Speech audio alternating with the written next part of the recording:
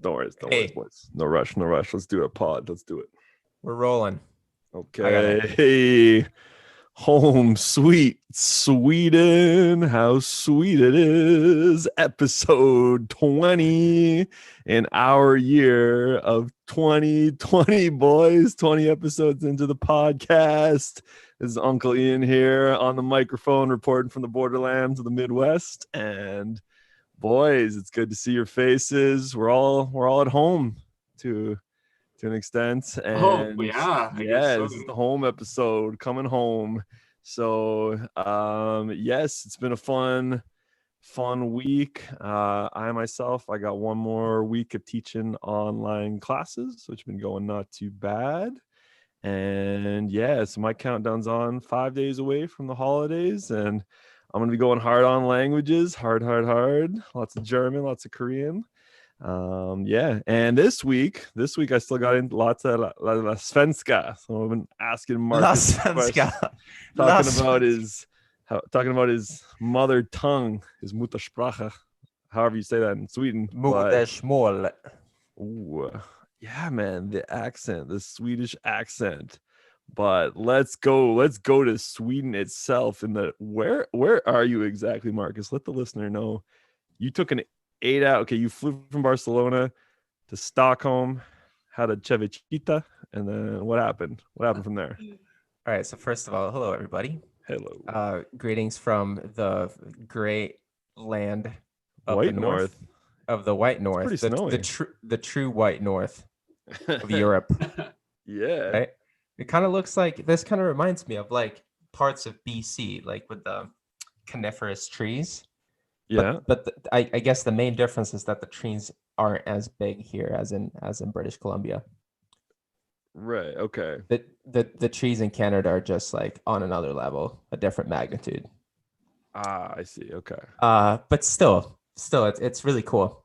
It's really neat. So first of all, it's 3:18 p.m. here And right now, and dark. it's almost 100% dark. Like the only reason why it's like kind of light out behind me in the window behind me, if you're watching the video here, is that because it's all white, like there's snow everywhere. So the little light that still exists is being reflected everywhere. Yeah, exactly. Gotcha. So let me tell you about I've displaced myself over the past 24 hours. Yes, you've moved locales. I've gone from Europe's most southern country. Right. Yeah. I've gone from Europe's most southern. Yes, it is. The most southern point in Europe is called Tarifa, and I've been there. That's a small Spanish town on the Gibraltar Strait. And if you're standing there, it's really cool because Africa is so close. Morocco is so. See Morocco? Oh yeah. Morocco is so much closer than you think it is. Like you can see. Oh yeah. You can almost like you can see the cities and towns on the other side. That's so cool. Because you look at a map, right? And it's like a little pinch of a Mediterranean. Right. It's literally a pinch. It's literally a pinch. So fun fact: the Mediterranean Sea used to be land about a couple 100,000 years ago. I think maybe it was like 1 million years ago. Yeah. So basically, the Gibraltar Strait used to be an isthmus. That's really hard to say, but an isthmus, like the Central American isthmus, right? But some type of geological event happened, like an earthquake or whatever, which broke that geographical barrier, which opened up the Atlantic Ocean. Now, the Mediterranean Sea, obviously it's sea right now, so the land there was lower than the Atlantic Ocean, right? So it was below sea level, the land that existed there before. So essentially, that entire region flooded within the span of a couple months. That's really cool. Yeah, can you imagine that? Witnessing that would be so awesome. That would be insane. So wait, this wasn't just continental drift? No. No. No, the continental drift that happens over a span of millions of years. This whole thing happened like 1 million years ago. Oh, okay. So the entire Mediterranean Sea filled up in like a month. Oh, gotcha. Oh, I see. Okay. Which is insane. It's kind of like Death Valley in the U.S., like Nevada and a couple of those states are below sea level, like they're below where the water, like the Pacific Ocean, right? But there's like an entire mountain range that blocks off the Pacific Ocean from blocks the Death Valley area from the Pacific Ocean. But I mean, like if there were to be some type of, I don't know, earthquake or something that kind of broke up that land, that whole area would flood. Yeah. That flood. So that's kind of what happened in the Mediterranean. So I don't know how we got in on this, but that's where you were. That's where you were, Teal.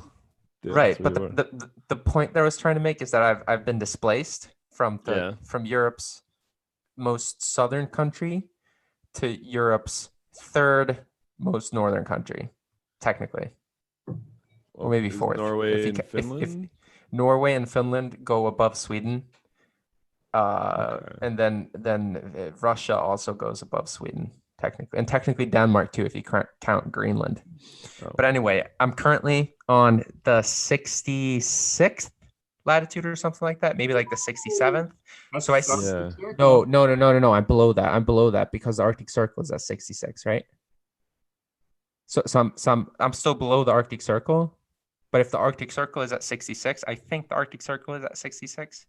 No, yeah, I thought it was 66. Yeah. So I'm at 65. Oh, okay. So I still got a couple hours north. I still have to. It's a couple hours. Yeah, to the Arctic Circle. But I'm not too far away. So basically, what that means, if you're above the Arctic Circle, this time of year it's dark the entire day. The entire day is just black all day. Eh? Right, but here we still get a couple hours of light, which means that you're below the Arctic Circle. But since you only get vitamin D, right? But since we're just below the Arctic Circle, you still get a couple hours, right? What's that movie? 30 Days of Night. I don't know. I don't watch that one. It's like some zombie movie in Alaska in the winter. See anything like that? Yeah. I mean, like I'm right now I'm on par latitude wise with Alaska. Yeah. Oh, like I'm on the same latitude, technically. But hey, it's we got a lot of snow here. It's a winter wonderland, but it's not that cold. It's only -1. Oof. It's not bad, man. Which is fine. I like that. I don't mind. What outdoor excursions can you partake in up there? Snowshoeing, little skiing. So for me, I live in somewhat of like a ski resort, alpine ski resort place. Yeah. Now the thing is, the mountains here aren't that big, and it's very expensive to go skiing, so it's not worth it for me. Honestly, it's not worth because I have to go rent gear and everything yet because I don't have my gear here. My gear is in Canada. And I don't have at this particular time. I don't have other people to go skiing with, so I'm not going to partake in the alpine skiing here. It's just not worth it to me. Yeah, the terrain is for it's not as rad as in Canada or in North America.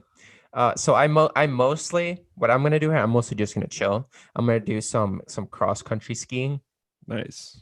Yeah, man. But that's about it. I'm mostly gonna chill. I have some work to do.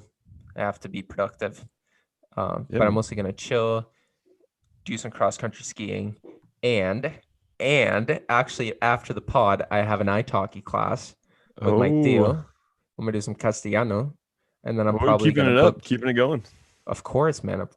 And then I'm probably gonna book a couple French classes this week, midweek, sometime.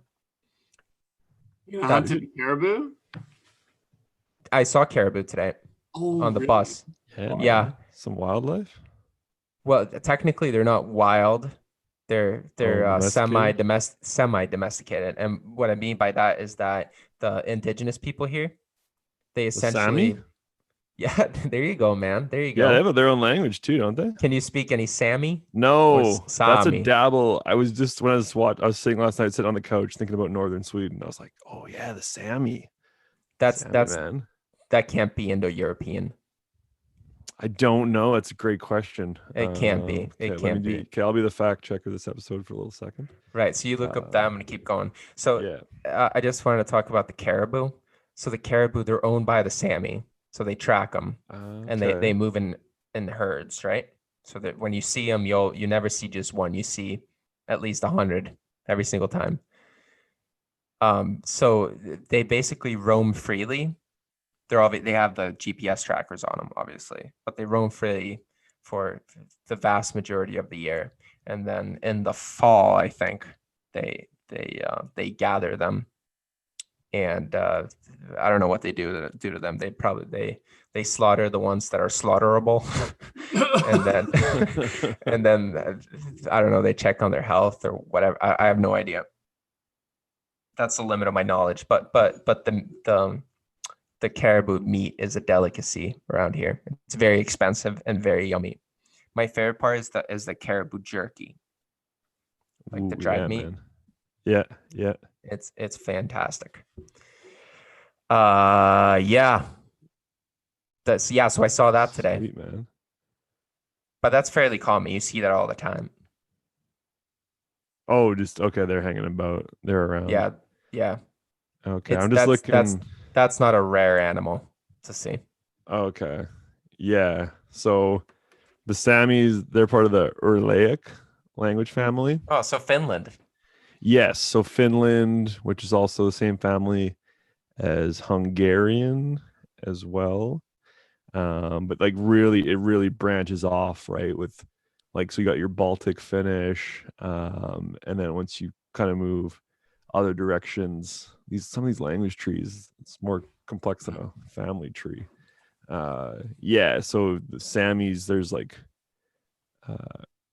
it's in one family kind of close. The one dialect of Sami is related to Hungarian, and the other one's completely way off in the east. I think if you move more towards like Russia, then that changes. So yeah, man. Okay. Yes. So I don't understand a lick of that language, and I don't understand a lick of Finnish. Like 0, 0, 0, 0. Right. Which is understandable if you study the linguistics, right? Yeah. But guys, I just wanted to say as well where I am exactly, because I never came to that. Exactly. Where exactly? So I displaced myself from Barcelona, Spain, and I took a flight directly to Stockholm, and then from Stockholm I jumped on a night train. That's what it's directly translated into. A night train. You jump on the night train, and then on the night train you get your own little sleeping cabin inside the night train. Look cozy. Did you shower next to your toilet? I took a shower next to my toilet. Oh yeah. How's that? It worked really well. So the shower drapes, like the drapery, you just kind of like pulled that around you, and then you were like in your own little cocoon there. It's really strange. But yeah, the shower was right next to the toilet. This little booth that you jump into, and you have your toilet, your sink, and then the shower is like in the middle. So what you do is basically take the shower drapery, the shower drapes, and you just pull that around yourself, wrap it around yourself, and then you have your own little shower there, and it worked really, really great. Yeah, so I jumped on the train, and so the train left the airport at 9:40 p.m. Yeah, it was late, right? Late, so I just went on there, took a shower, went to bed, woke up at 5:30. Jumped off the station in a city called Östersund. Which is considered, if you talk to anyone from Stockholm, they're going to say, oh, that's like in the way north. That's like northern Sweden, whatever. But if you actually look at a map, it's only halfway up. Right. Is it kind of like Fort Mac, though, in Alberta? Like in what way? Like Fort Mac is north, but there's still stuff way further north than it's kind of that idea. Yeah. Like you say, I'm going up north. I'm going to Fort Mac, but then in the grand scheme of things, Fort Mac is in southern Canada. Okay. Yeah. Yes. Okay. It's kind of that idea. It's that type of thinking. It's that logic. The logic is the same. Gotcha. So from Östersund, I took a bus down to the place where I'm currently located, which is called Vemdalen, and it's like a semi big skiing resort.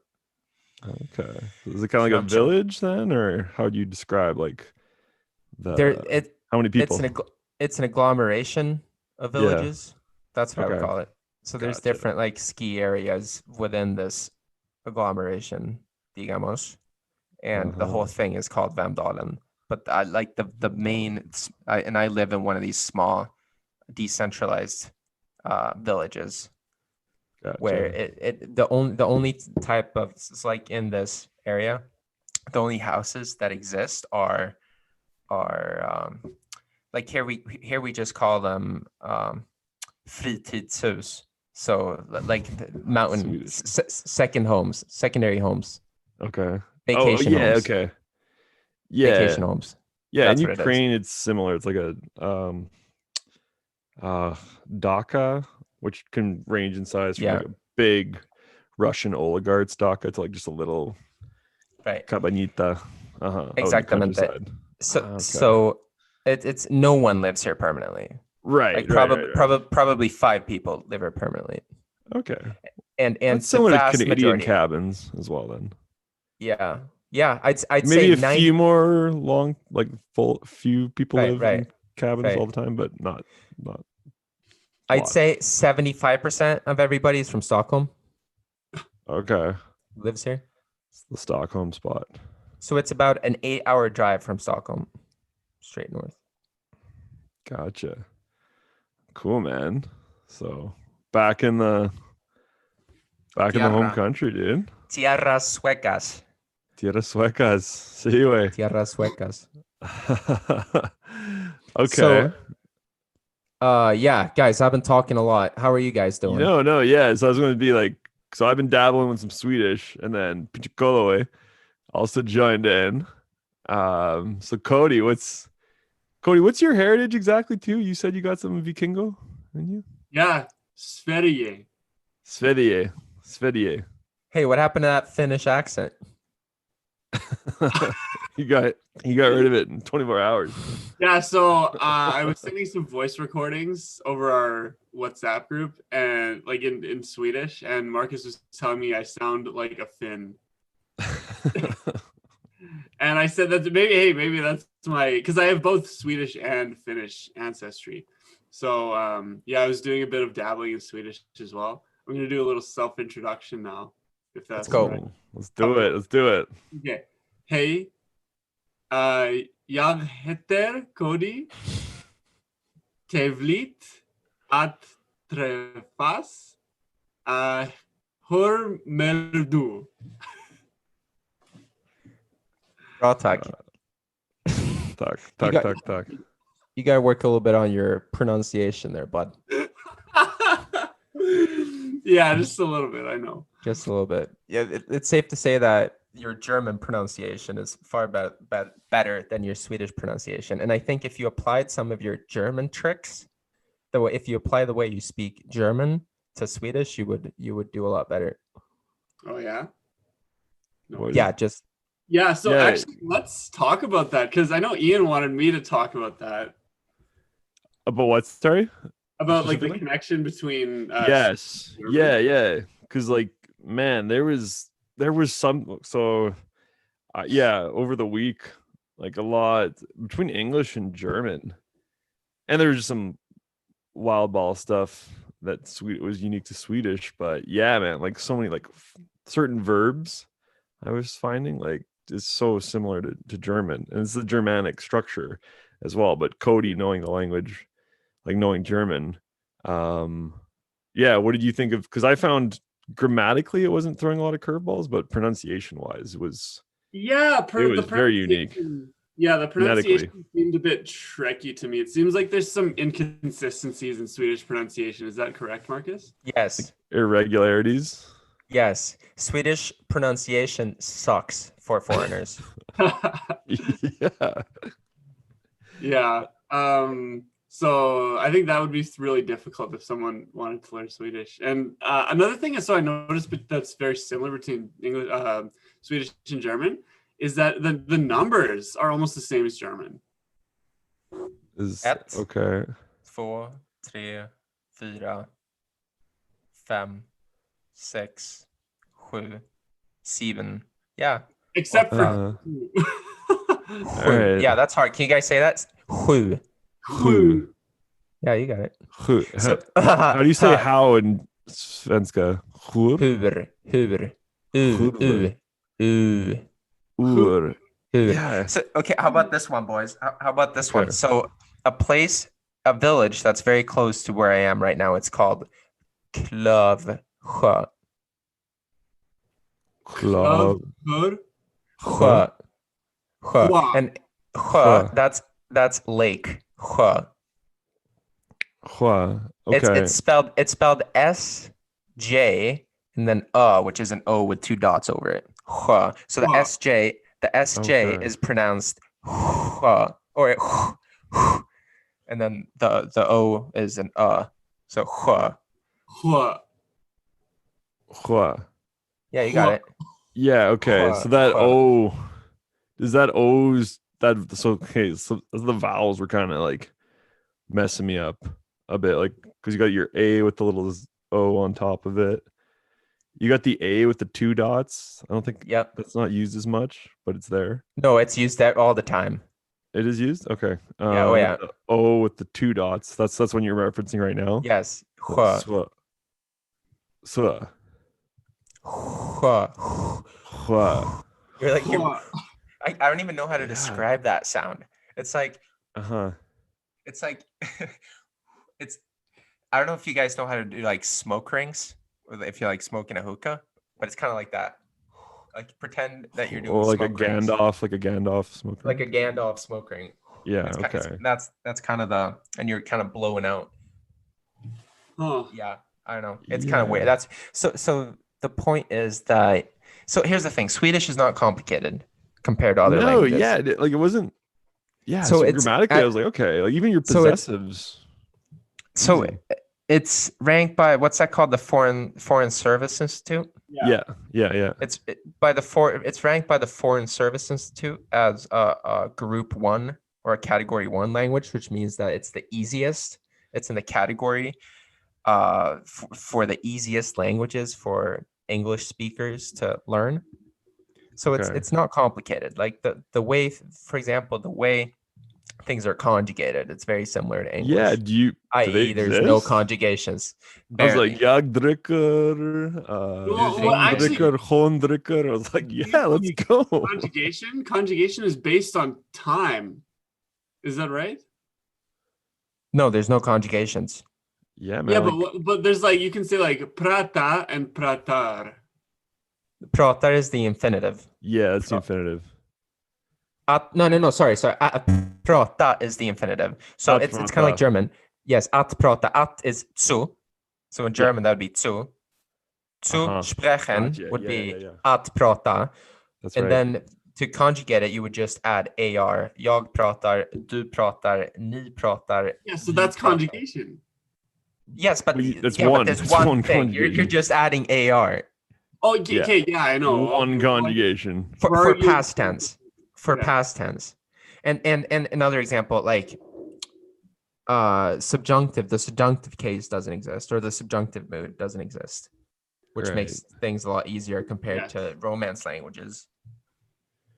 Right. The tricky thing here for a lot of people is that the indefinite article. So yes, your articles messed me up a bit. Yes, so it's very hard. It's either en or et. There's two cases. En kvinna, et djur. So that's masculine, feminine. Et right. En. So I've never studied Swedish, but I'm guessing that there's no rule for that. Like, you know how in German and Spanish and French there's kind of rules for the articles. Okay. Like en pojke, a boy. Yes. Is it et flicka? En flicka. En flicka? Yes. Okay. And so as far as I know, there's no rule for that. You kind of just got to learn it. Okay. Right. So exposure but all languages have some element of you just got to learn it. Yes, I agree. Yeah, absolutely. I agree with that. Like that just exists. You just got to learn it. There's no rule. You just got to learn it. Mm-hmm. Right. Well, it was interesting. So your indefinite articles, like the et and the en. Okay. But then all of a sudden, I think we talked about this on the Esther pod, how like your definite articles go at the end of the word. Yes. So like mannen, barnen, flicken, flick, and then to make that Flickan. plural, would flickor be Flickorna. flickorna? You're right. I was like, ooh, okay, here we go. Like the Yes, but that definite. makes yes, it's different, but I think that'll make sense if you just practice it. Oh yeah. And when I was going, I had a couple days this week. I was going really hard at it. I was like, okay, like I was even getting like a normal feel. Like so, barnen is the child. The kids. Oh, what's barn? What? Barn is kid. Okay. So then the plural with it too, right? So even starting to see that in sentence structures and being like, okay, like I'm kind of getting a feel for it. But then yeah, like when you're adding the nas to it, that's like the plural something. Yeah. At the end. Kvinnornas. The Kvinnornas. women's. Kvinnornas. Okay. Right. And for example, you could say Cody är kvinnornas man. Do you understand that? Yeah, I do. Cody. Oh. Jag kan inte prata svenska. Oh, okay. You got some of the Finnish accent. Repeat it for Pinchikolo. Cody är de asiatiska kvinnornas man. You got that, Ian? Asiatiska. Oh, yeah. I get it. Yeah. Cody, you gotta learn Swedish, bro. Dude, comprehensible input. Very comprehensible. Comprehensible input. Because Marcus knew, is like, okay, I'm gonna give Ian a cognate here. Hopefully there's no one. Hopefully no Swedish speakers are listening to this right now. No. It's not bad at all, man. Not bad, dude. It's all good. Just two compliments and this is gonna help you, man. Comprehensible input. Yeah, man. So actually, another thing I noticed. Actually, speaking of, I just said inte. Inte functions just like nicht in German. Yeah, because it comes after, right? Like, ich kan prata inte. Nej, jag kan inte. Ich jag kan inte. Nicht. Yeah. Prata svenska. Mm-hmm. Yeah, okay. It's like jag läser inte. What? Listen? Lyssnar. So jag lyssnar inte. Right. For the okay. Like so ich höre nicht. Yeah. Auf Deutsch. Yeah. Ich höre nicht, yeah. And another cool thing I noticed is how do you say it? Varsågod? Varsågod. Varsågod. Oh, varsågod. Varsågod. That also functions just like bitte in German in a cultural sense. Like, because I know when, like, for example, if you're at a restaurant and a waiter brings you something in Germany, they'll say bitte. Right. And the first time I went to Germany, I heard it because at that point I only thought bitte meant please. So, or you're welcome. And the waiter just came and said bitte. And I thought he was like, you're welcome. I was like, what the hell? Like, what's wrong with these Germans? Yeah. I learned that it also means like, oh, here you are. So right. Listen to like the proper pronunciation of varsågod is varsågod. So there's some rolling of the R, but in the cotidiano, so in the daily language, you kind of cut out the rolling R. I noticed that. Yeah. The Swedes don't really roll their R's, but they're perfectly capable of doing it. Right? And that's why. And we have it's the same rolling R's in Spanish, and that's why I have no problems with rolling my R's in Spanish. Now, here's an interesting fact for you. The Danes have more of a French R. Oh, okay. Right? So when they speak Spanish, they do it with like the French rolling R. Or what do you even call that R? What's that even called? Yeah, whatever that is. Right. Okay. The clearing your throat R. The clearing your throat R. Yeah. So proper Swedish would have a rolling R. The proper Swedish would have a rolling R. But this leads us into another interesting topic that I wanted to talk about. So in order to prep for this episode, I watched the Lang focused episode on North Germanic languages, which is Oh, all nice. the Scandinavian languages, Good call on that. Good call. plus the insular languages, so Faroic and Icelandic. Faroese, maybe that's what it's called. Yeah. And So- Icelandic, because that'd be in the same family, right? Icelandic. Right. And a very interesting point that Paul brought up, which is true, is that there's a dialect continuum within Scandinavia. So what that means is that the languages change dramatically based on where you are. Like the pronunciation, like the diphthongs. You guys know what diphthongs are, right? Diphthongs. Diphthongs. That's what it's called. Diphthongs and the double vowels. And what the triphthongs? Triphthongs. Yeah. Triphthongs, right? Yeah. Triphthongs. That's right. There's a lot of that changes based on where you are. Now, an interesting point that Paul made. I love Paul. Shout out. An interesting point that Paul made is that if you go, let's say, up to northern Sweden on the border of Norway and Sweden, the dialects on either side. So first of all, technically, a person from the Norwegian side and a person from the Swedish side will speak some variant of Swedish and Norwegian. Right? Yeah. However, their dialects make these two variants very similar to each other. And in some cases, the similarities are greater than the similarities of each dialect with respect to their standard version of that language. Yeah, that's true, actually. Does that make sense? That does make sense. Right. So, and I have a really good example for that. If you go straight west here, or not here, a little straight southwest, there's this place in Sweden called Värmland. It's like a province. Okay. Right? Yeah. And they speak a very weird, they have a bunch of diphthongs that are very weird for me. Because I probably speak the definition of standard Swedish, like the equivalent of Hochdeutsch.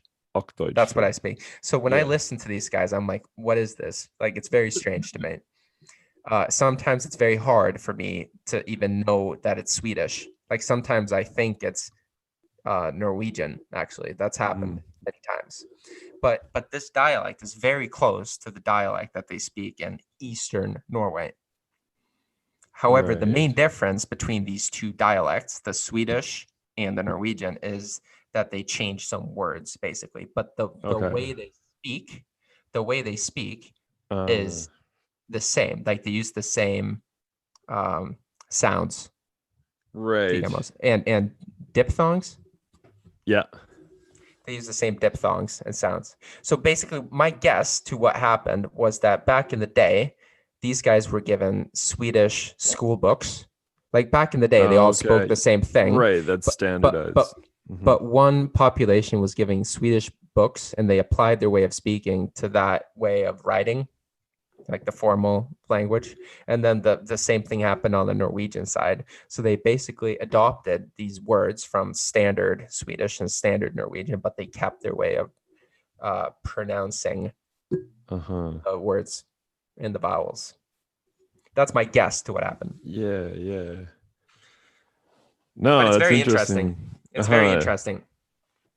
Yeah, that's can you go to any places in Canada where they speak a variant of English that you can't even understand or can barely understand? Newfoundland.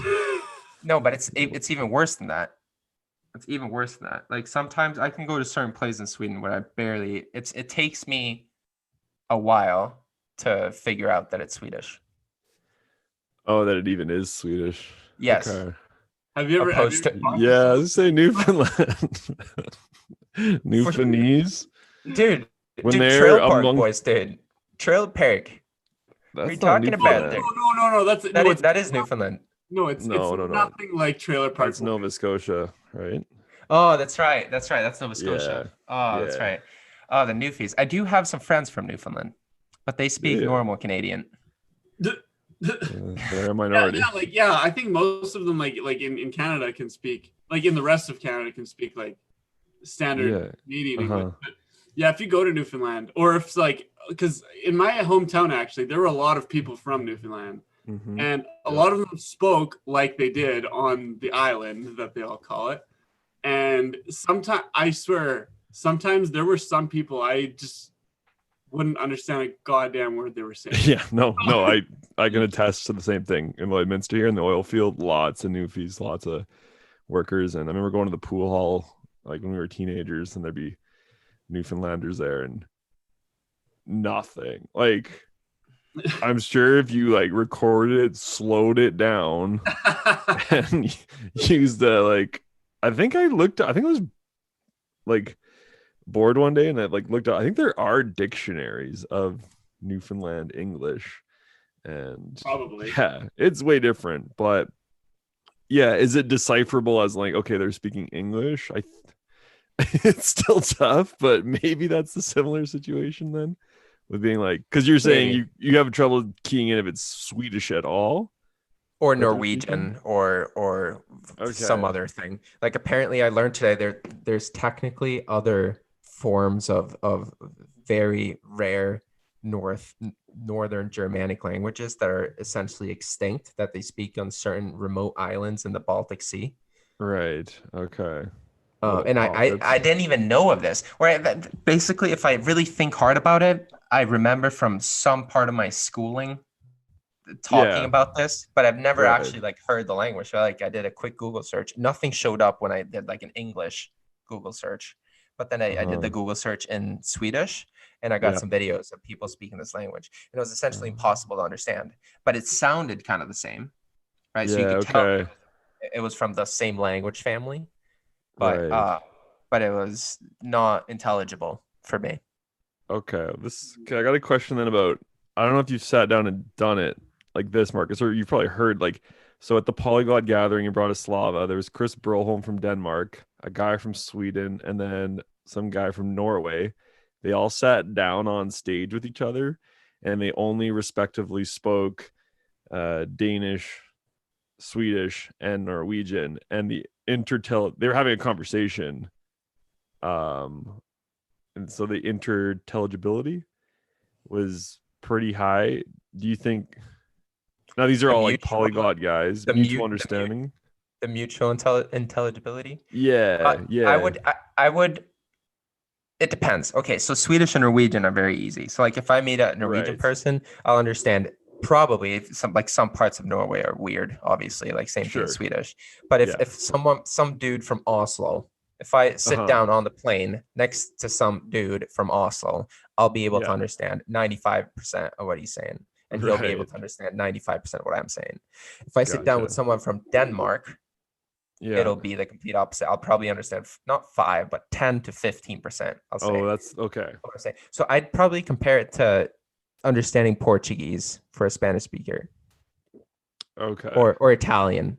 It's like, you have these videos on YouTube of Spanish speakers speaking with Italian speakers, and they're trying to understand each other. It's kind of like that. Like that. Except for Swedish and Norwegian, that's basically the same thing. That's basically Slovak and Czech, from my understanding. Yeah. Okay. Yes. Yeah. Gotcha. Actually, so this brings me to something that I want to mention about, actually, because something that we were talking about earlier reminded me of this. But Marcus, do you remember? This is around when we first met, and a bunch of us were going out one night, and we took an Uber, and the taxi driver was from Sweden. Yeah, that Czech from Sweden. And I was just saying, I just remembered that, and I remember you were talking with her in Swedish the whole time, and it just reminded me, like, do you remember when either now when you listen to people speaking a language that you don't know, or especially you had this feeling like before you started learning any other languages, and you heard people speaking a language you didn't know, and that is such a strange experience compared to like when you're learning language and you're trying to listen to a conversation. Because I feel like when you don't speak a word of a language and you're listening to it, Like you can't listen to it. It's just blah, blah, blah, blah, blah, blah, blah, and it seems like Yeah, it's gibberish. No. seems like nothing. So And you're sitting there like I'm gonna differ on this after, but what's happening? no, like when I hear Mandarin Chinese, I have no idea how you guys understand each other when you speak Mandarin Exactly. That's Chinese. exactly what I'm talking about. And I remember when I don't remember you talking to this lady. I can't remember what the sounds were like. I don't remember. The only thing I remember is that the fact that you were talking to her. right. Okay. But I love when I don't understand anything. Like yeah, Ian, that's you though. But I'm talking for like a yeah, regular. I know. But I just feel like say I'm on the bus or on the LRT in Calgary or Lucasea, and I just like hear something. I'm just like, wow. I'm just like intrigued. I'm just like there's like it's almost like this artwork in front of me where I'm just like But I don't understand it, but I'm just like, people, oh wow. Most people don't look at it. Most people don't, or I guess most people don't hear it like that. But Yeah.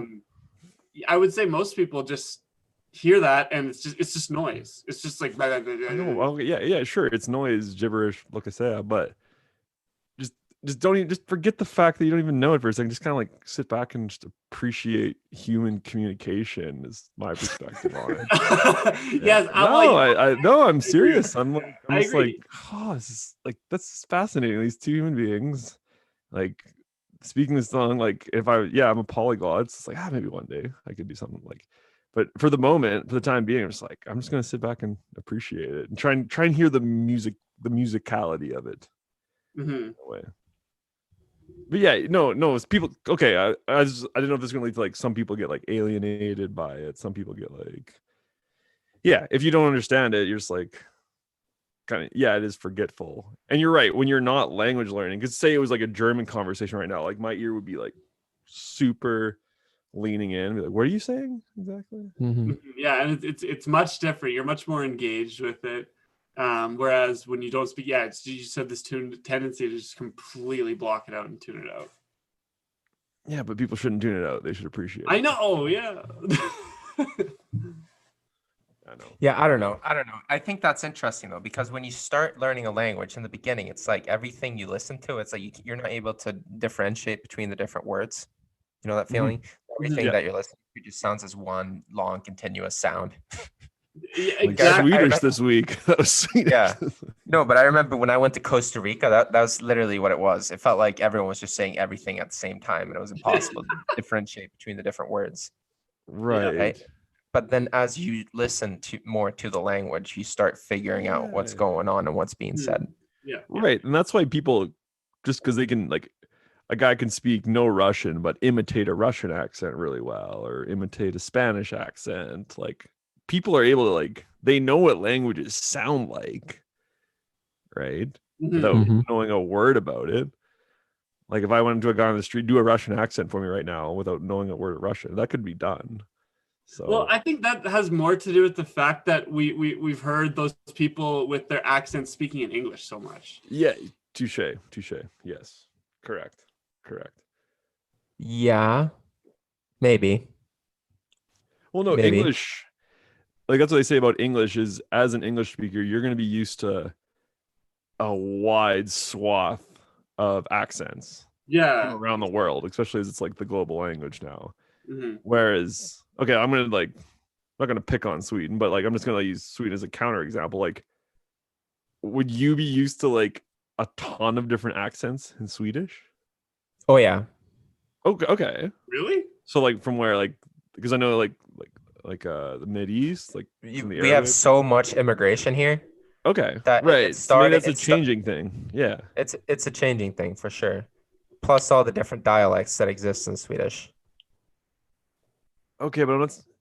Okay, dialect. I'm talking more like accent. But it's sure. It depends because we obviously have more immigration from certain parts of the world than others. Right. Like it's very rare to find like American and Canadian immigrants in Sweden. It does happen, but it's rare. Right? It's more common to find immigrants from Southern Europe or from the Middle East, primarily. Gotcha. That- Okay. and So and I they're mean, like, speaking Swedish. You'd be like, all right, this is the new like Arabic accent on Swedish. right? Yeah, for sure. I can totally do it. I'm not gonna do it, but I can No, totally no, do it. you could, yeah, you Yeah. know it if you heard it, right? Right. Uh-huh. Okay. Right. So I'm trying to think like, okay, so languages where people aren't used to other people learning it. Like let's say like Lithuanian or something. Like if they just heard a guy from India speaking Lithuanian, would that be like, whoa, like this is so different, right? Because it's English. Yeah, we're used to Well, it. I mean, like it's the classic example. It's like when Germans speak English or Spaniards speak English, like you instantly know where they're from, or French. Yeah. Like you ever hear Emmanuel Giveaway. Macron speak English? No. A Like little an bit. instant. How Oh, you is got it? it. It's I gotta look super that up. French. Super Right. French. Like the guy has the biggest French accent ever. It's hilarious. Right. Stuff like that. And also, like Americans and Canadians too, for that matter, when they try to speak other languages, you guys are exceptions to some extent. You're better than most people, but like what's that podcast called again, Cody? The Spanish podcast? Oh, Espanol. Españolistas. Like that guy right there. North Okay. Americans are notoriously bad, especially Yes. with pronunciation when learning other Yes. languages. Yes. And actually, this is also something else I want to talk about. So when I was dabbling in Swedish a little bit, and I sent those voice messages, and you said I sound like a Finn, and you said that Ian sounded like an Arab. Habibi. And that made me think is like, oh wow, like, that's so interesting. Because I've seen this before, like when a polyglot starts to learn a new language, they might take on the accent of another language they've learned, or they might just pick up in some other random language. Whereas if you're a new language learner, you'll just import the sounds from your native language.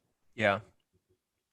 Yeah. I think that's super interesting. That like for some, I randomly sounded like a Finnish person, and Ian randomly sounded like an Arabic person. Right. I think that's what Marcus said to us. And yeah, I had that so back in the day, I took some French italki classes and my Spanish was way stronger. And she said like my French had overbearings of Spanish on it, like completely. So I think language strength will definitely play into like bleeding into weaker languages. Oh yeah, possibly. And you can easily tell how many languages someone knows based on how they speak that language. Right. Like for example, I'll use the meetups. Like when we were going to the meetups, like if we were at let's say we were at the French table, for example, and someone was like, "Oh, bonjour, je m'appelle," I was like instantly, okay, French is this person's first language. Like, right, yeah, definitely, yeah, because we met like a few Quebecois. Yeah, exactly. Right. Whereas like of us. Wait. What do you mean first language? Like the first foreign language? Sorry, first language that they're learning. Right, because they. Sorry. I understand your logic. Because so if they're speaking the language with a very gringo American accent, then you know that they haven't learned how to acquire the phonology yet. Mm-hmm. Yeah. Yet. Uh-huh. They haven't learned that process because that's kind of independent from specific language. Like learning the phonology, the way things are pronounced is kind of like that's like an independent skill almost, right? A little bit, yeah. Yeah. And there's a part of an identity thing to it as well. Like Stephen Krashen was just on Matt versus Japan's channel, and the interview was saying how, especially for like teenagers, if you're like self-conscious and let's say you want to learn French, but you don't want to be French per se, right? So some people are they could be capable of doing like a full-on accent, but they don't want to. Because Crash was talking about how like when you're speaking a language, it indicates that you're part of a certain club or a certain group.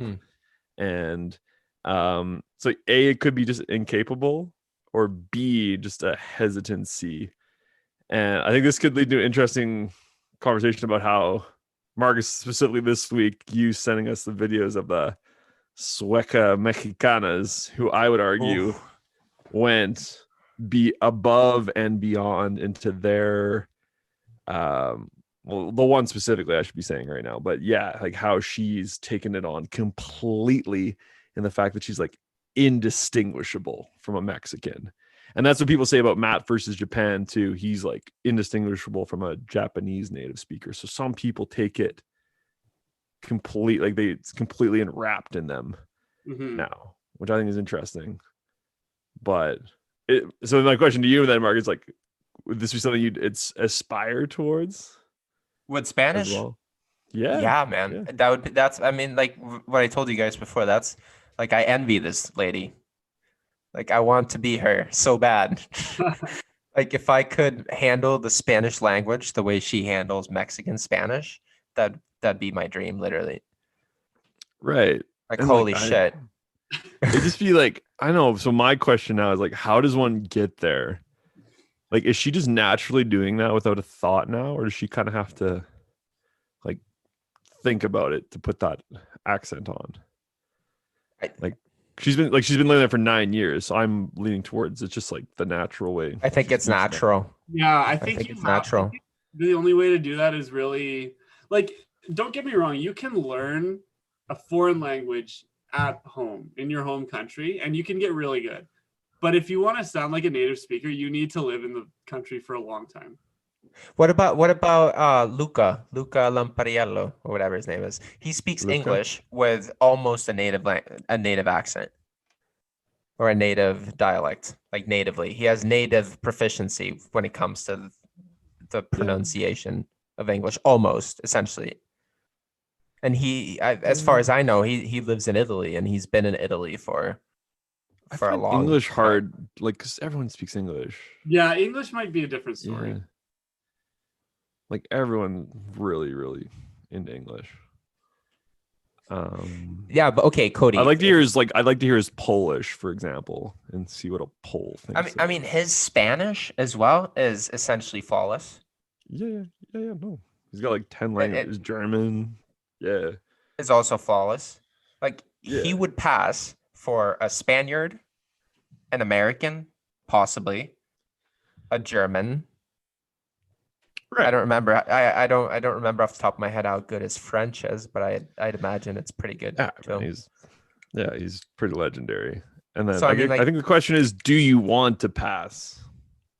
Like, I think that's my question. Is like, if you don't really care completely about like, be like me personally, like I don't mind if I have a bit of a hoser accent on my languages. Like, well, I don't mind it. I'm just saying it would be sick to be able to navigate through the Spanish, or handle the Spanish accent like this Mexican Sueca does. No, and hers is so impressive because it's specifically like a regio. Yeah. Like Monterrey Mexican too. Like I didn't even verify that's where she's from, but I could hear it though.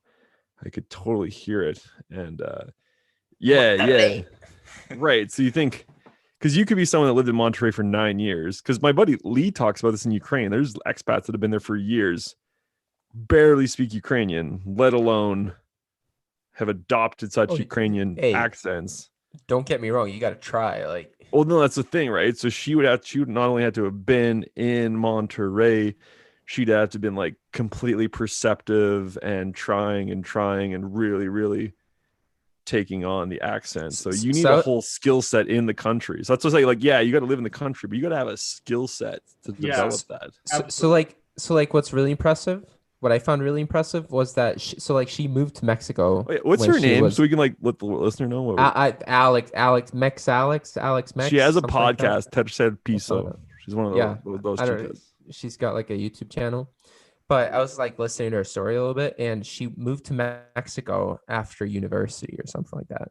Yeah. So this Spanish that she has, she's acquired that in her, like, not when she was a kid, like as an adult.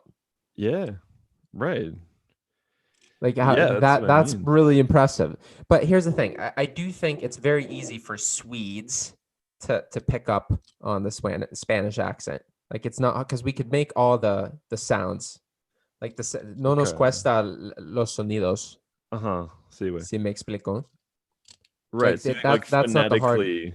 Phonetically, it's Yeah. probably the easiest language for us to learn, or the easiest Romance language for sure. Gotcha. Right. Yeah. Just Whereas they talk because I to kind people of in other languages, like Japanese people, their L's and their R's indistinguishable. So Yeah. it's like that phonetic lottery that you're Yes. born with. Yes. Exactly. Now, the unfortunate thing is that that doesn't really exist for an English speaker because it's a very unique way of fossilizing your whatever that's called, pronunciation Yes. skills. Uh-huh. But for Swedes, it works. It's almost like Spanish is like a sister language in terms of the phonetics, Okay. the Is there phonology. like I was listening to ABBA the other day too. Like they're Swedish, right? ABBA. Oh yeah. Yeah. Oh, They got yeah. the one song, it's in Spanish. They don't let you Right. forget here that they're Swedish. Like you go to the airport, the first thing you see is like ABBA, ABBA. like welcome to Sweden. Welcome to the land of ABBA, Mamma Mia. Yeah. But yeah, one of their first foreign language songs is Spanish. Which I was like, okay. But I don't know, it's which one is it? Ring Ring, it's called. There's a Spanish version. Is that? Oh, they have a Spanish version. I didn't even know that.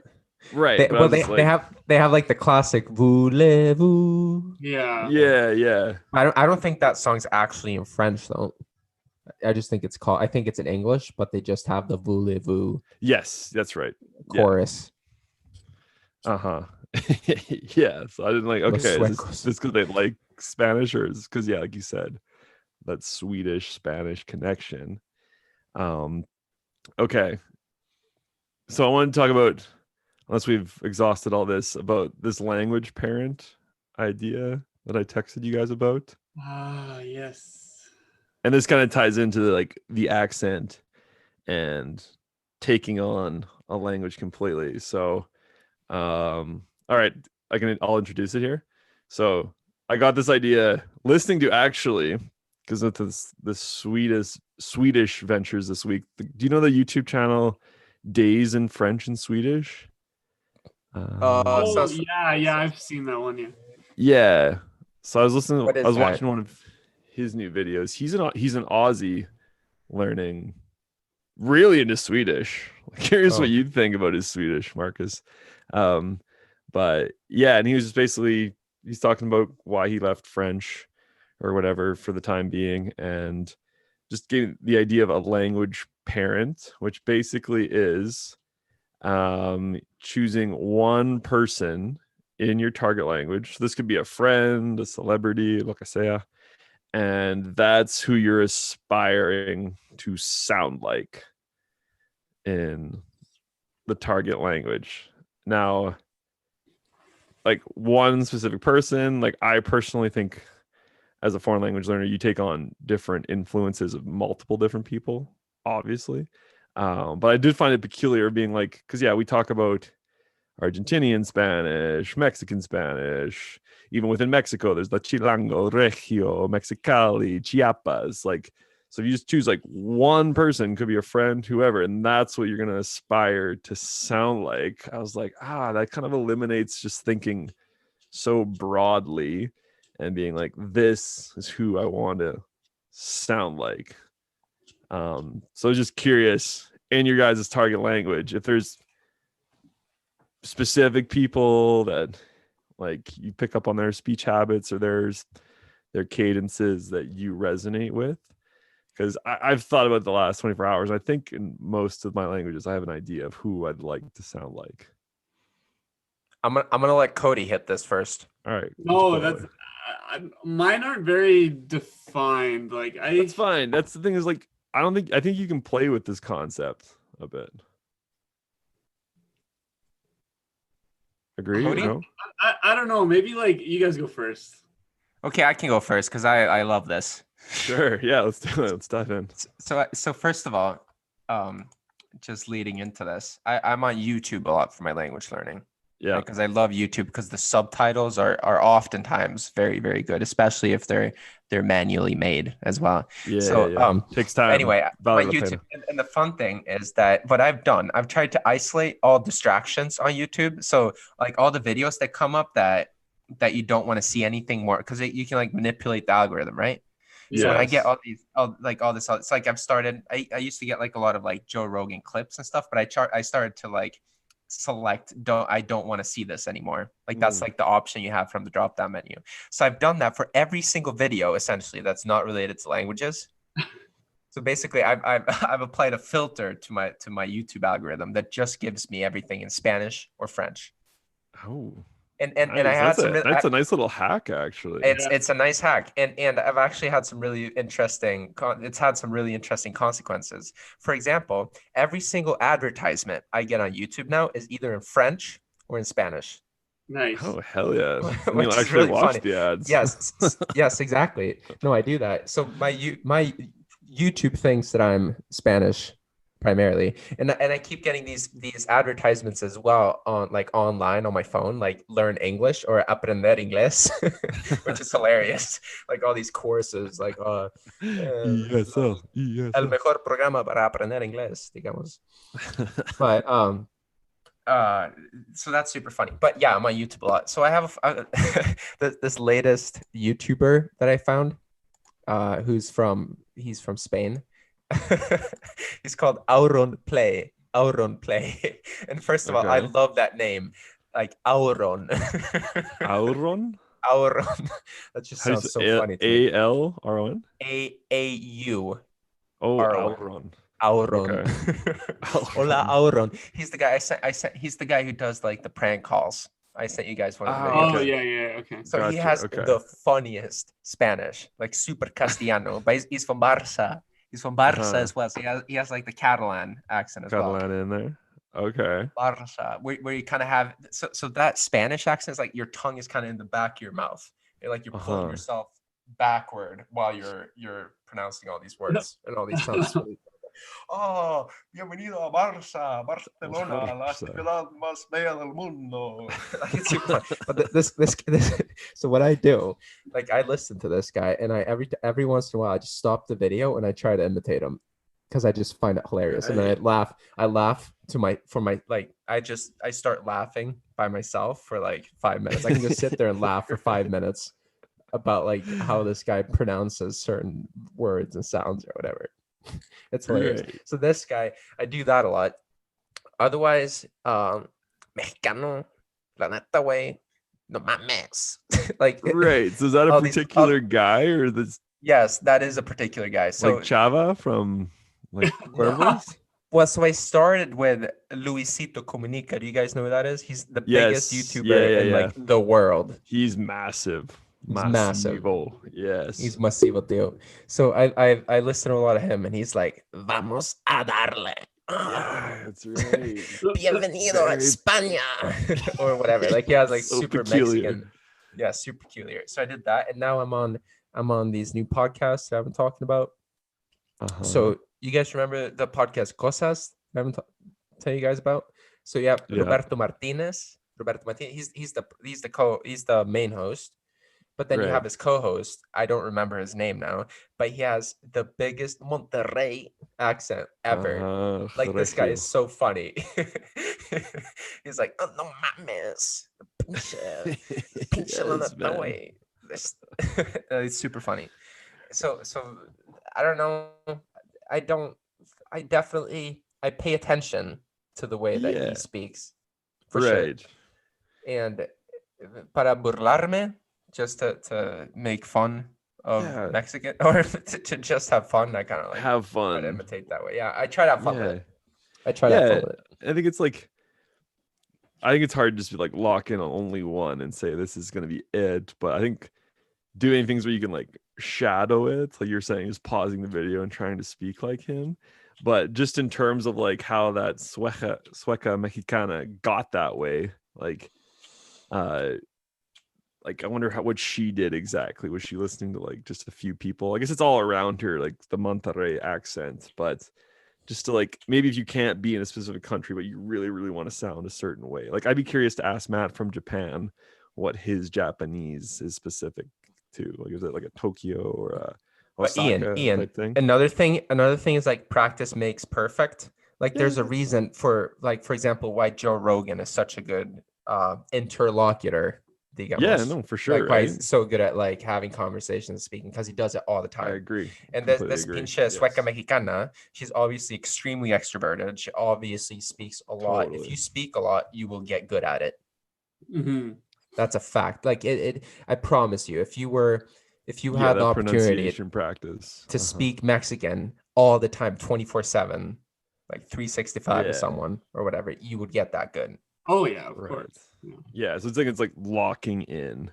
Right. This language parent idea was like, I think you could give like your target language a particular flair if you're like, I really, really want to sound like this guy or this gal. Another thing I've been thinking about a lot is like, I was trying to like compare my ability to speak Spanish with hers, which obviously isn't a fair comparison. But man, Richard Simcox. No. But it's interesting. It's good to compare yourself sometimes. So the thing is, her vocabulary is probably not that much better than mine, because like I understand everything she said, like 100%, like 95, 99%, right? But the thing is, I have all the words in my brain, like all the words to speak Spanish extremely fluently are in my head already. They exist in here. They're floating around. The only thing, me falta solo, the only thing that's missing is putting those words into like coherent sentences. Right. That's the only thing that, like, everything else is and then there. she does it in her particular regio way. Right. So it's just speaking practice. That's it. Yeah. That's essentially, that's all I need. And that just takes time. That just takes time. And what do you call it? Like exposure. Yeah, exposures too, because you're gonna always keep listening too, right? Like you're always gonna be listening, and that's what this language parent thing is like. Just really honing in. Like I want to sound like person X. So you know what? I really like this language parent idea. This is something I'm gonna give it. It's grown on me since I've watched this video. I'm like, damn, I'm gonna quit thinking about Argentinian Spanish, for example. I'm just gonna think about like Messi. I'm gonna speak like Messi. Yeah, because like I know for me the way it works is like I don't like hone in on any particular person. Like I just take like the general flow and like the filler words and like the kind of like the attitudes that people bring. Like for example, when I'm pausing, like in Spanish, I'll do like the like that kind of sound. French is like the like you round your mouth mannerisms. Like, but it's like those kind of like small filler words and like kind of ways that you comport yourself in the conversation, I guess. Yes, that's a good way of putting it, because it's more than just the language too. Actually, it's the physical gestures, it's the demeanor, exactly. How you're expressing yourself. Yeah, there's a lot to it. Actually, it's more than just the language. But like I don't know. This might sound like, I think I texted you guys like, I'm fascinated by Bad Bunny. I think just like culturally how he's breaking into America. Me personally, he's kind of got that raspy-ish voice. I don't like that. And I love that. I'm a punk rock kid and I loved like raspy voices growing up. And it's like, oh man, like I can't even I don't want to try singing like him, but I'm like, damn, that's such a peculiarly cool Spanish. And I don't even know if it's like, if people in Puerto Rico think he's a outlier too, kind of thing. But it's like unique voices, I find, where it's like, and then you take somebody else from Puerto Rico, like Nicky Jam, who's like super smooth reggaeton, like super melodic, and obviously he's just a good singer. That's why he's like professional reggaetonero. But you're like, man, it's just like certain voices I find like, it's like if I could have one Spanish, you could tell me like one Spanish the way I could speak, you'd be like, I want to be like that kind of thing. So that'd be fun, hey? It'd be fun, but like you guys are saying, it's practice, it's demeanor, it's There's a lot to it. And you can do so much, but just that Mexican sueco. Whew. Like suequita. Okay, Yeah, man. I want to switch gears here. Ian, you saying this made me think of this. So the way you said Puerto Rico, what do you guys think when people like import the way that you would say something in a different language in, like, for example, into English? Like, for example, if I was talking and I'd be like, oh, I went to Puerto Rico and I was on vacation. Like, what do you guys think of that? I'm trying to think. That's a really I'm good gonna get a question. little political here. What was I? Okay, I have an example. No, I have an example too. Just hold on. It's I don't know if people like the rebel news in Canada, but they're controversial. Oh god. But anyways, this is one particular clip. They were making fun of a CBC announcer because when she was talking about stuff in Quebec, every time like, she was saying like Quebec names and Quebec things, she'd like put on she'd be speaking English, and all of a sudden like Montreal, and then like carry on in like English, and then like they were just criticizing her for being like why can't you just say Montreal? Like so is that what you're kind of talking about, Cody? Yeah. It's like random like Quebec or it almost seems like kind of a pompous attitude to have. Right. I think that's what the rebel was poking at a bit.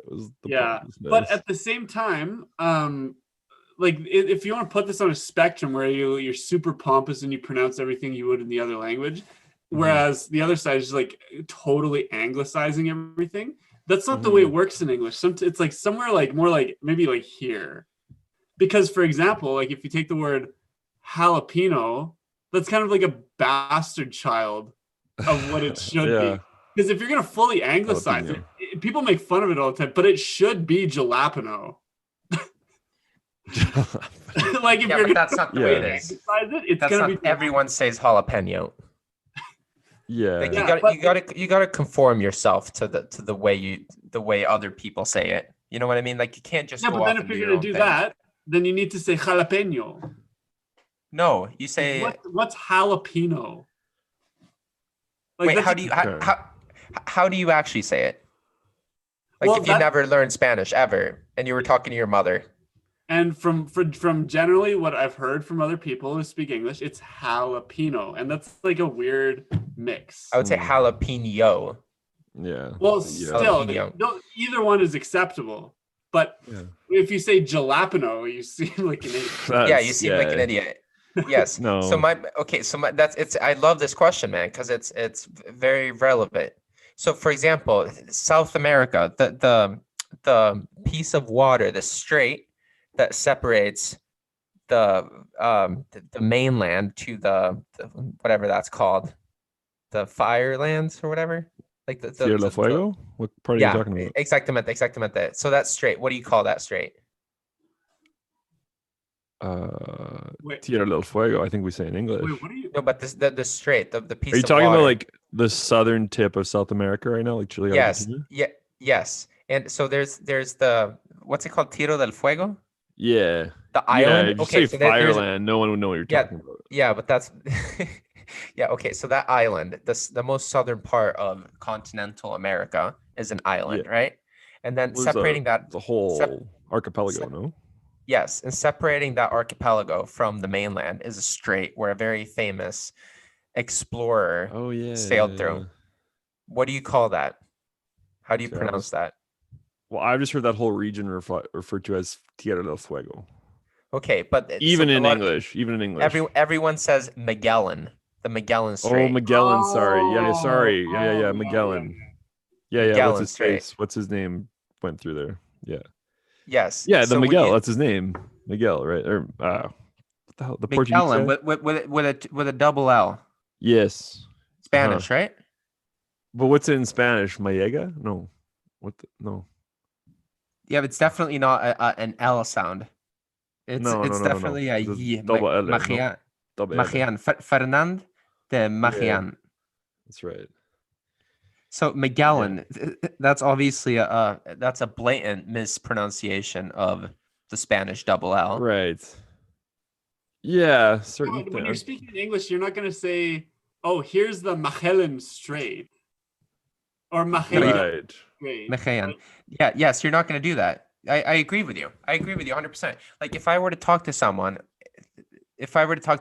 about what I just did over the past couple months, hey Marcus, where were you? I'm not going to say, oh, Barcelona, Barça, Viva Visca, Yeah, Visca man. Barça, Visca Catalunya, Visca Catalunya Libre. Like I wouldn't say that. I would say I was in Barcelona. Right. Yeah. But I And feel like if I were talking to a Swede, I would pronounce Barcelona in Swedish. Right. Yeah, because there's ways to say all these things in our languages. Yes, exactly. yeah, I think Like I was in Havana. I was in Honduras. No, I was in Havana and Honduras. exactly. Yeah, like if you're importing words from other like they should be imported into the language. Like this is something that Chinese does really well. So Chinese takes I've noticed just comparing it with Korean. I think Korean has a lot more English loan words, but in Chinese South they do Korea. have some as well.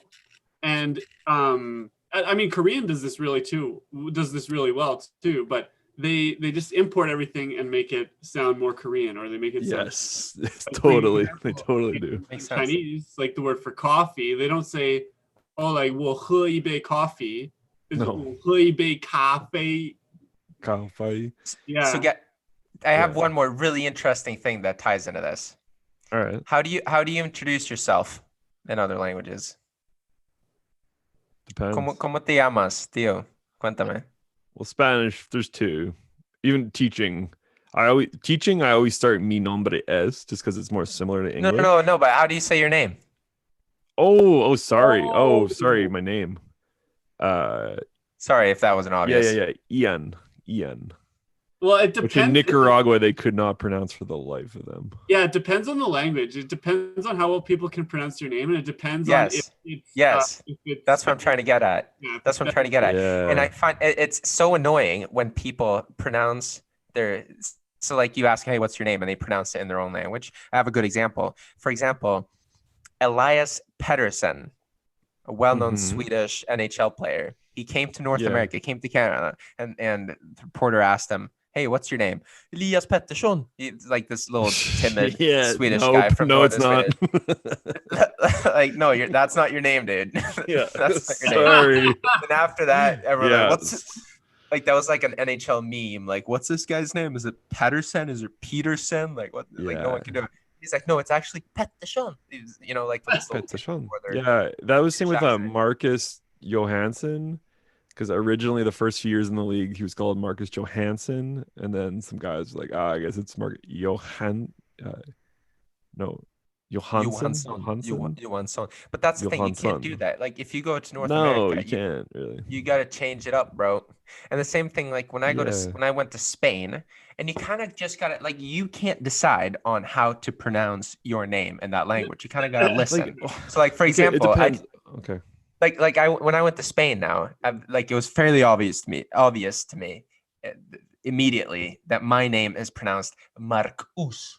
No, meanwhile, in like Latin America, it would be in Latin America, it would be like Marcos. Yeah. But in Spain, their way of pronouncing things is hilarious. So it was Marcus. They emphasized the U. So my name after that, my name was Marcus. That's how I like introduced myself. And some things, I guess, they're transferable to a language, like the Spain and Mexican way of saying Marcus, where say something like Ovechkin, Alex Ovechkin in North America. We don't have like an Ovechkin already, so we're just gonna say it like the Russians would. Ovechkin, Kuznetsov. Yeah, but they still don't say it like that, Ian. They more like Ovechkin. Okay, yeah. Right. They still have a different way of doing it. I think that's closer, like you said, Pettersson for Patterson. Yeah, but you can't. Like a Russian would be like Ovechkin, and we say Ovechkin. Yes, but it's still Anglophonized or whatever it's called. Yes. But like for example, if I'm in France, je m'appelle Marcus. Marcus. Yeah. So it's funny, actually, Marcus. Like you actually have a name that I have a great name. differently in many languages. It's great. Yeah. Mine is, I got pretty lucky. So mine stays Cody's consistent. The only one that's like really, really different is for Spanish. Spanish people struggle to say my name because it's got the D. And also the vowel is different, like the O vowel. So they always say Cody. Cody. But like, perdón.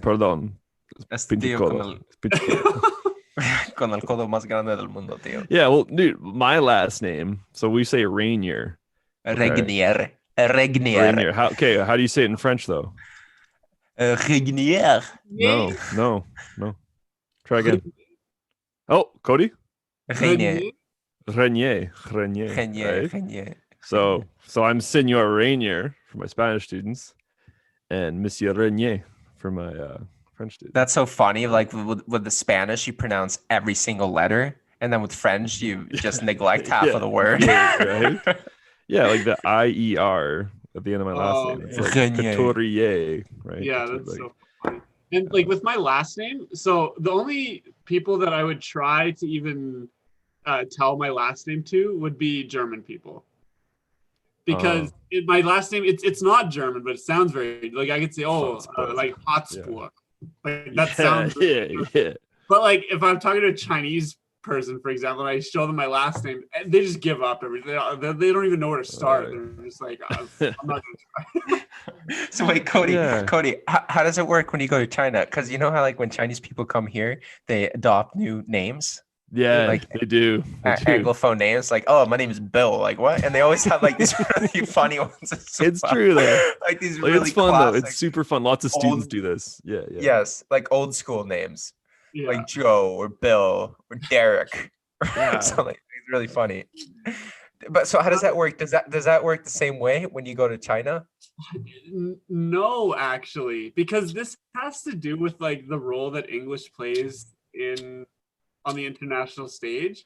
So I feel like English speakers have such a pass whenever we go anywhere. Like when I was in China, for example, whenever this idea comes up, or the idea of like having like us having to do something in Chinese, they just blow it off. They're like, oh, like this person's name is just Cody. This is their English name. Like they don't have a Chinese name. They can't learn Chinese because it's too hard. So we'll just speak English. Like they feel like obligated to speak English because it's too hard for them to learn Chinese. Like, I see.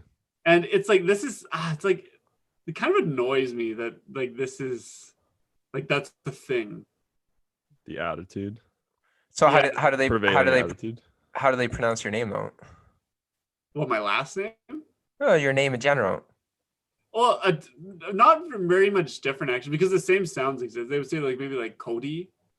Yeah, maybe like, but it sounds like pretty similar. Same with like, like in German they would say like Cody, like with like the deep like, Cody. Yeah, and the same with like Korean. My experience with Korean has been just like Cody. Yeah.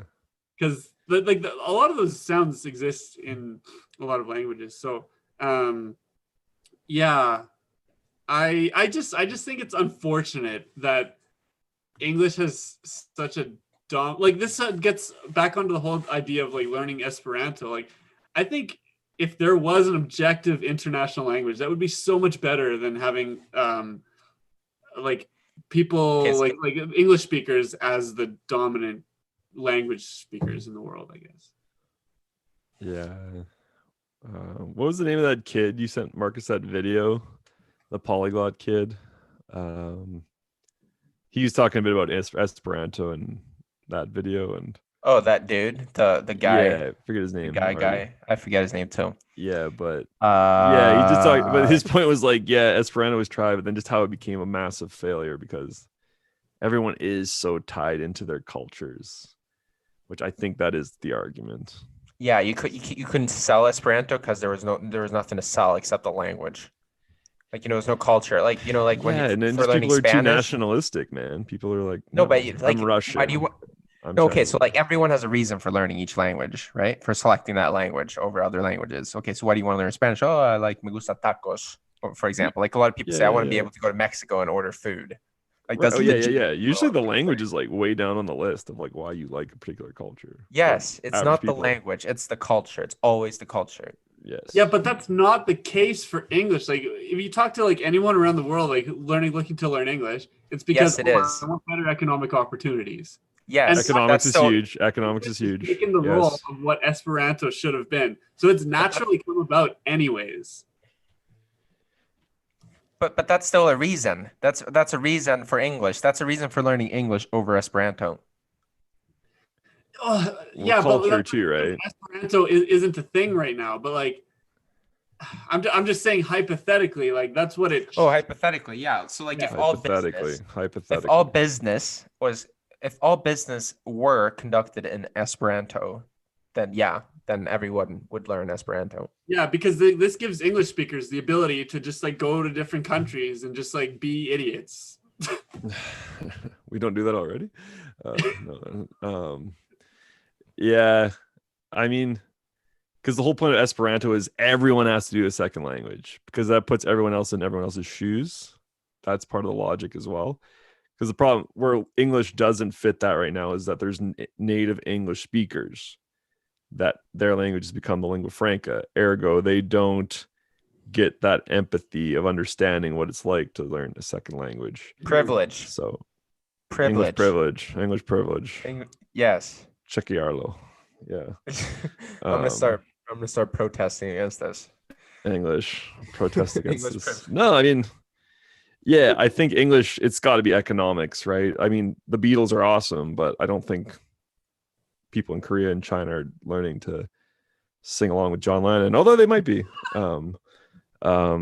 Yeah, economics is huge, right? Like just think of resources for courses and education, like it's more and more in English, right? If you want to learn how to program, like even science is all Marcus, Tia Sabas way, right? Like it's all in English. English. And yeah, and that's a big, I mean, like a lot of university and science people, they want to get better at English just so they can present their science. Like I was just I have a question. I have a science question. Okay, let's take it after this. So Okay. I was just gonna say, I was talking to my friend down in Spain, and he was very, he's taking English classes and everything. He was utilizing every opportunity he could get to practice his English orally, because he was like, it's just so horrible when you're at a conference and then there's someone who sucks at English who's giving a presentation. It just even the work can be really good, but if the person sucks at presenting and can't handle the language, then the presentation just sucks, even though the research is great. So like that's a big driver as well, right? Mm-hmm. Right. Yeah. Well, I mean, this is where I know this is particular in the sciences, like if a professor's at a university and has a very thick accent, people aren't struggling with the math per se. They're struggling with the accent, right? So I think that applies to, across the board. Tell me about it. My science question was, what would the use of knowing some Latin and Greek possibly? Because even in law, I wonder. Hey, if so I many were concepts come from Latin. If I were into medicine, I would be able to answer this question a lot better. But for what I do, I've never come across a single Latin word. Okay, so medicine, that's be more of the sphere. Right, because my field is new relatively compared to medicine. Medicine is the oldest scientific discipline, essentially. Right. So I wonder if any doctor's ever been like, I should learn Latin. I mean, that would, yeah. I mean, like a lot of doctors, from just going through med school, they know a lot of words already. Oh, no, they've done studies on like what their vocabs are. Them and lawyers, their litany of, it's basically their own language. Why lawyers? That doesn't make sense. So many concepts, man, come from like, I'm trying to think. So brutal off the top of my head. So many like actus reus, mens rea. Those are Latin terms. I guess like for in the literature, in the scientific literature, there's certain Latin terms that come up, like a priori.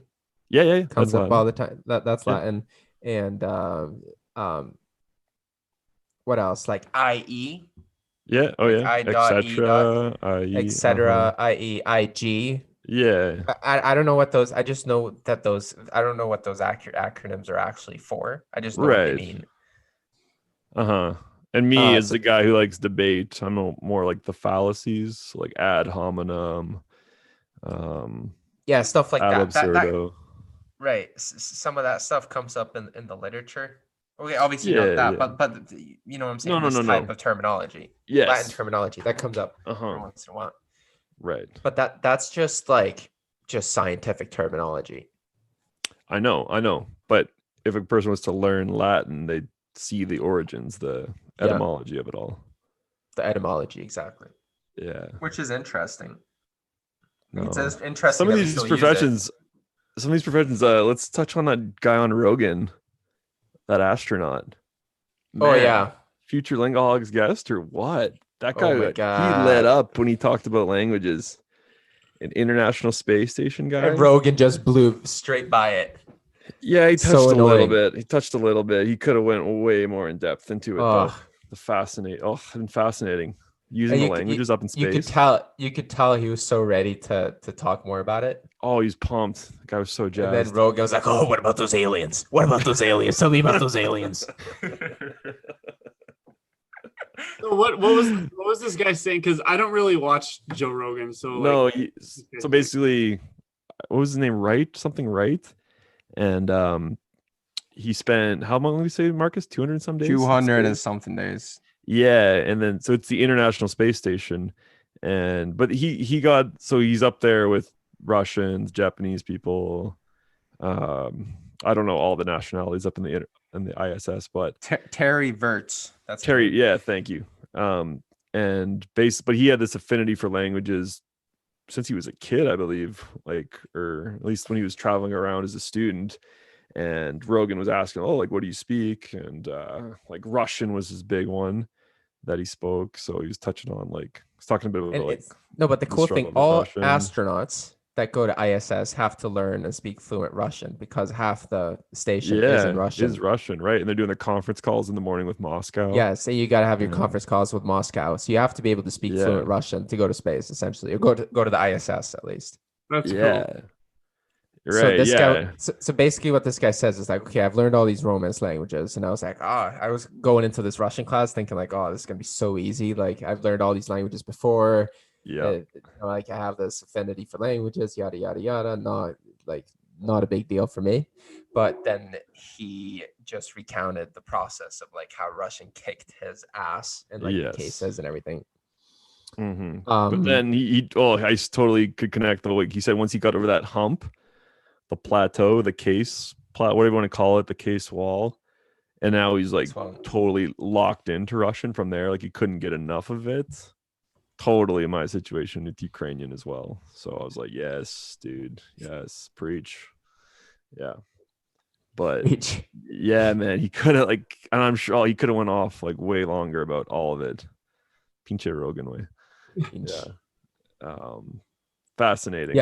But interesting though, that's super cool that you've got to learn all these professions that you got to learn languages for. I just find that so cool. Like for the Foreign Services Institute, that's just so cool. Okay, the president just announced that you're going to be the new ambassador to Lithuania, so you got to take the next 6 months and learn Lithuanian. They do it, man. And you go do it. Yeah. Speaking of language boot camps, they do that, right? Yeah, that's a dream. Imagine just 6 months, nothing else but just languages. Oh my Imagine God. That every day, 24/7. Don't even, man. Don't even. And they bring in natives to talk to you. Oh yeah, man. Oh yes, please. Oh, imagine that, dude. Oh, man. Imagine doing that. That would be sick. They bring you down to Monterrey. Monterrey, man. Let's go to Monterrey. Let's go speak a Regio. Here's your Mexicana Sueca teacher. Counselor, the consulate officer at Monterrey. Yeah. No, man. You gotta learn the Monterrey Regio. Yeah.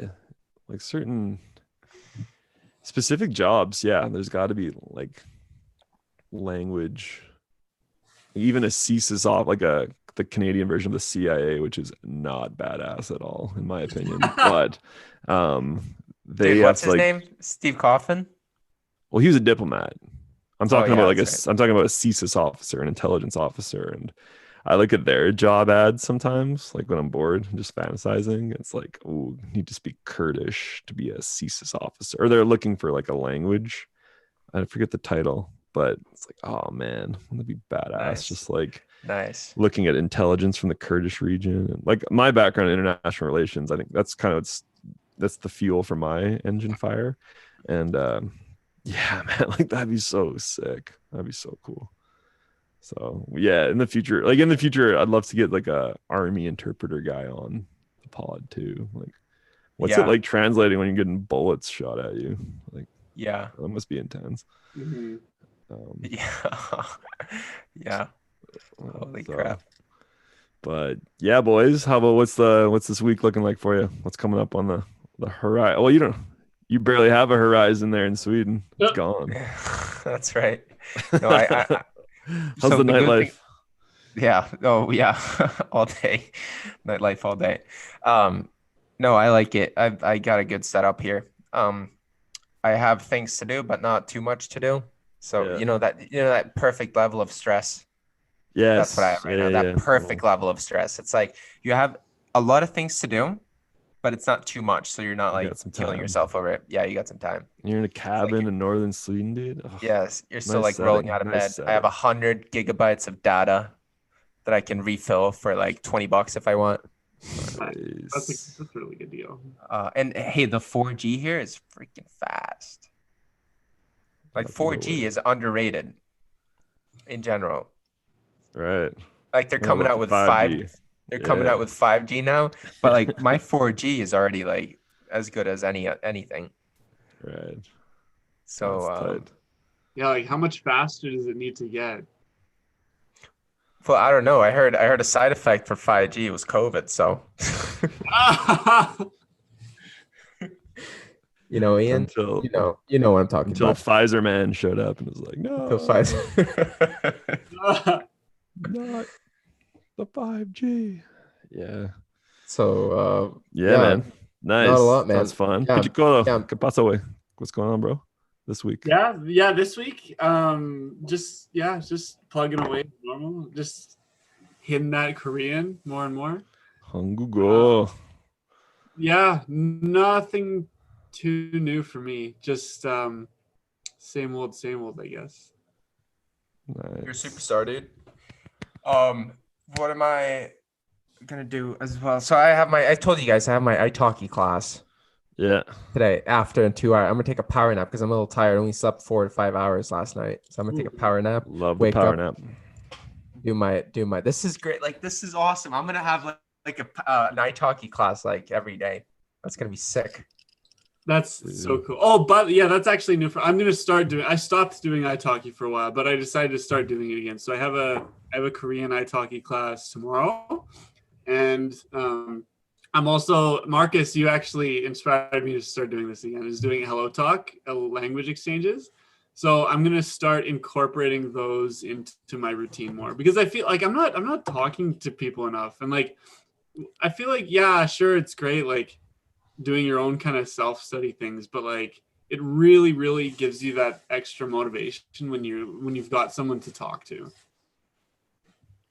Yeah, totally. Like what I was saying before, all of us have learned these languages. Like all of us have put the vocabulary of these languages into our brains. Like I feel like all of us are at the point with a bunch of these languages to just start forming coherent sentences and improve our fluidity that way. I feel like that's the main bottleneck. Embotellamiento. Yeah, man. Just keep plugging away. I like to do it's a big thing on Twitter right now. People are already there's rumblings about it. Everyone's setting their language goals for 2021.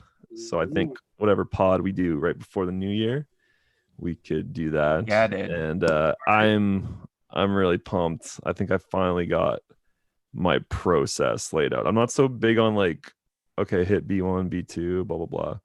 lo que sea. I'm just really gunned about sticking to my process that I've drawn up for myself. So for a future app, really dig deep on what our goals are and how we're going to achieve those. And more info on the upcoming language bootcamp in Strathmore, Alberta. I'm so excited. Countdown is on. The countdown is on, folks. There's Christmas, there's New Year's, and then there's the language bootcamp. And actually, hey, that's gonna be way better than Christmas and New Year's. Christmas and New No Year's. doubt. Yeah, it's 2020. But yeah, boys. 2020, episode 20, going on episode 21 next week. Sure, dude. Feeling it. Still got the data. Still got the 100 gigs. Even if I don't, I'll recharge, man. There we go. Yeah, boys. All right. Thanks, folks. Yeah. Thank. Oh, taksamish. Oh no, wait. Taksamiket. Taksamiket. You guys are screwing up the emphasis. It's taksamiket. Taksamiket. Taksamiket. Taksamiket. And then another thing, one last thing. So the Swedes, they drop a lot of sound. Like I told you, they drop the rolling R. So they tend to drop the final T's as well. So you'd, in casual Swedish, you would just say tack så mycket. You would kind of drop the last T. Tack så mycket. Tack så mycket. All right, guys, let's end it right here. I'm going to click stop.